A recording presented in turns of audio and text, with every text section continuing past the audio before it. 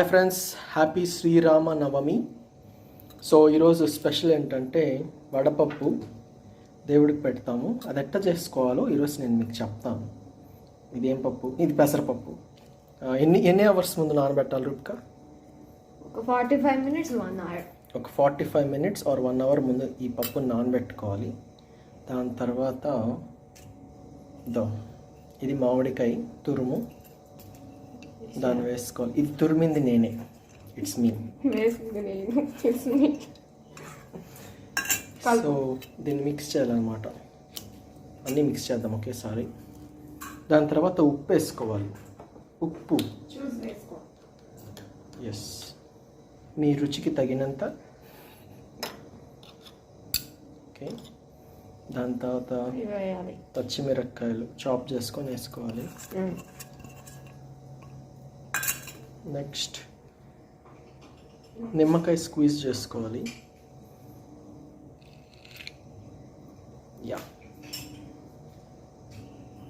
ఇంకొక స్క్వీజ్ వేసుకుందాం. ఇవి స్క్వీజ్ చేసుకున్న తర్వాత పెట్టుకో, ఇలా పట్టుకొని సో వేసిన తర్వాత మనం మిక్స్ చేసుకోవాలన్నమాట బాగా దీన్ని. సో కిందకి పైకి బాగా మిక్స్ చేసేసేయాలి. యాక్చువల్గా దీంట్లోకి అదేంటది పోపు కూడా వేస్తారు, బట్ మనం వేయట్లేదు. ఇవన్నీ ఆర్గానిక్ అన్నమాట. ఆయిల్ ఎందుకని కొంతమంది కొబ్బరి కూడా వేసుకుంటారు, బట్ మేము కొబ్బరి కూడా వేయట్లేదు. Only this thing. అంతే, అయిపోయింది శ్రీరామనవమి స్పెషల్ వడపప్పు. యాక్చువల్లీ పానకం కూడా చేసాము, మీకు ఎవరికైనా అది కావాలంటే. సో ఇది పానకం.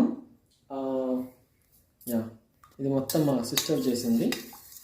సో దీనికి ఇంగ్రీడియంట్స్ ఏమేమి కావాలంటే జాగ్రీ అంటే బెల్లం కావాలి, అండ్ వాటర్ కావాలి, యాలకలు కావాలి, ఇఫ్ యూ వాంట్ ఆప్షనల్ మిరియాలు కావాలి. That's all. ఇప్పుడు ఇది తయారు చేసేది మా సిస్టర్ చెప్తాను. చెప్పాపా, హౌ టు మేక్ పానకం. మనము జాగ్రీ అదే బెల్లం తీసుకొని ఒక గిన్నెలో వాటర్ పోసి దాంట్లో నానబెట్టాలంటే కరగడం కోసం. తర్వాత దాన్ని ఫిల్టర్ చేసుకోవాలి, డస్ట్ అండ్ రాళ్ళు ఏమన్నా ఉంటాయి కాబట్టి. తర్వాత ఒక రోల్ తీసుకొని, లేదా మిక్సీ తీసుకోండి, రోల్ కొట్టే ఓపిక లేకపోతే నేను రోల్లో చేశాను. మనం ఏం చేస్తామంటే మిరియాలు యాలకులు దంచేసుకొని దాంట్లో వేసిస్తాము.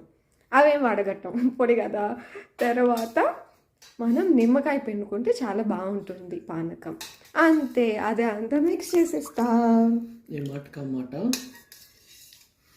స్మెల్ బాగుంది. ఈ సమ్మర్కి ఇది తాగితే ఒక మంచి ఎనర్జీ డ్రింక్ లేకపోతే రిఫ్రెష్మెంట్ లాగా కూడా ఉంటుంది.